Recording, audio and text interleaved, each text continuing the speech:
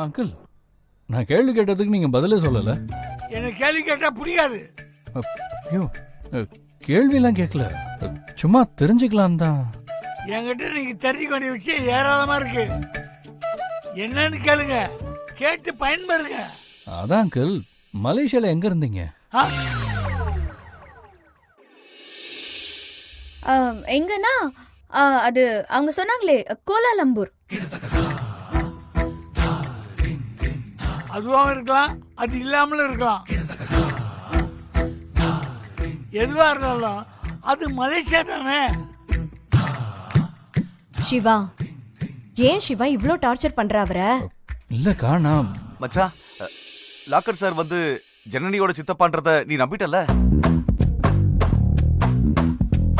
ஊரா முக்கியம். என்ன ஜனனி? நம்பிட்டேனாவா? சிவா, லாக்கர் தாத்தா மாதிரி இருக்காருல்ல, சித்தப்பான்னு நீ நம்பிட்டியான்னு கேட்க வந்தாரு. வா, அப்படி திருட தானே என்ன கூட்டு வந்த. இவன் என்ன கோர்ட்டு மாதிரி என்ன கேள்வி கேட்டிருக்கான். அக்ரிமெண்ட்ல கேள்வி கேட்டா பிடிக்காதுன்னு இருக்குல்ல, நீ இல்ல கேன்சல் பண்ணுவேன். பரவாயில்லையா? மச்சான், ஏன் மச்சான் இவரை போட்டு இவ்வளவு டார்ச்சர் பண்ற? நான் என்ன வந்த ஆள அப்படியே பேசிய விரட்டிடுவோம் போல இருக்கு. ஆமா, இப்ப டைம் என்ன? 10:10.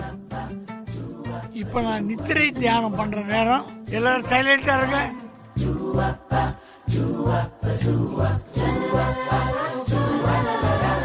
எப்படியாவது இவங்கிட்ட தப்பிக்கணுமே. தியானம்னா பங்க்சுவாலிட்டில பர்ஃபெக்ட்டா இருப்பாரு.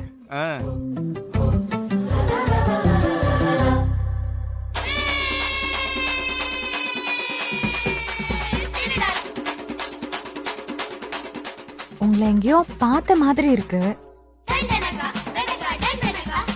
ஆனா எங்க பார்த்தேன்னு தெரியல.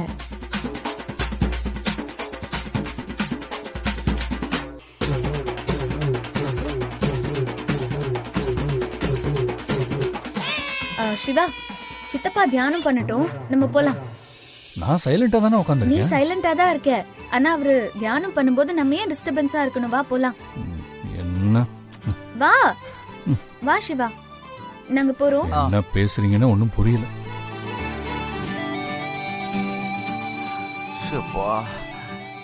ஏங்க, அவன் தொல்லை தாங்க முடியாம தியானம் பண்ண ஆரம்பிச்சிட்டாரு.